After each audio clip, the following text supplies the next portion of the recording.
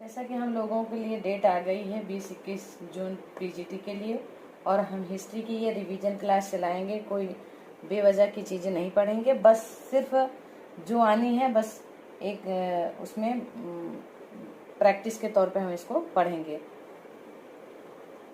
इतिहास में जैसा पहला टॉपिक हमारा दिया गया है पुरातत्व ऐतिहासिक संस्कृतियाँ, इसके बीच हमारा क्या रहा है वो हम आज देखेंगे।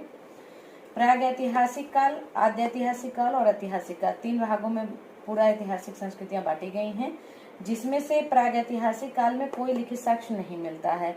अगर लिखित साक्ष्य नहीं मिलता है तो हम उसको कैसे जानेंगे? कुछ शिलाश्रय हैं चित्रित गुफाओं में, जैसे चित्रित चित्रकारियां हैं शैलों पर यानी कि पत्थरों पर, उनसे या कुछ हमें जो चीजें वहां की प्राप्त हुई हैं, उपकरण जो प्राप्त हुए हैं, उससे हम जानेंगे कि प्रागैतिहासिक काल की व्यवस्था क्या थी, लोग वहां कैसे रहते थे, अपना जीवन यापन करते थे। प्राग ऐतिहासिक काल को प्राग और इतिहास मिला के बनाया गया है इसीलिए, और प्राग ऐतिहासिक काल में 3 भागों में बांटा गया है इसको। ये पूरा पाषाण काल, मध्य पाषाण काल और नवपाषाण काल। पूरा पाषाण काल क्या है? पूरा पाषाण काल में हमको सिर्फ इतना याद रखना है कि यहाँ से जो उपकरण प्राप्त हुए वो हैंड एक्स प्राप्त हुआ, क्लीवर प्राप्त हुआ और स्क्रैपर प्राप्त हुआ है, ये 3 चीजें। उसके बाद ये कहाँ पे ये प्राप्त हुए हैं?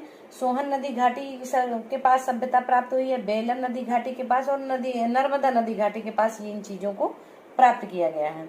दूसरा है कि भोपाल में जो है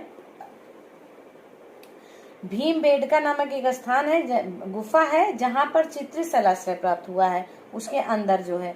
तो इन सब चीजों से हैंड एक्स, क्लीवर, स्क्रैपर इसका यूज करते थे वो लोग, और इन सब चीजों को सोहन घाटी, बेलन घाटी और नर्मदा नदी पे मिला गया है। और जो भी वहाँ की एक्टिविटी थी, जो भी उनकी अपनी कलाकारी थी, वो भीमबेडका चित्रित शैलाश्रय से प्राप्त किया गया। ये पूरा पाषाण काल की व्यवस्था को बताता है। दूसरा आता है मध्य पाषाण काल। मध्य पाषाण काल में बहुत छोटे और सूक्ष्म उपकरण पाए गए हैं, जिसे माइक्रोलिथ भी कहा जाता है। ये क्वेश्चन में अक्सर आता है, माइक्रोलिथ किस काल में पाया जाता है? तो यह, या सूक्ष्म उपकरण किस काल में पाया जाता है, या बहुत छोटे उपकरण किस काल में पाए जाते हैं? तो मध्य पाषाण काल में पाए जाते हैं। इसके अवशेष हमको कहाँ से प्राप्त होते हैं?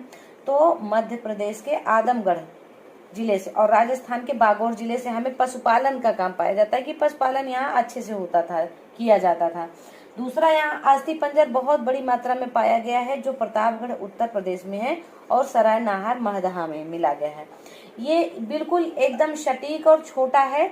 मैं बहुत ज्यादा बड़ा लंबा वीडियो नहीं बनाऊंगी क्योंकि ये रिवीजन क्लास है और बहुत ज्यादा टाइम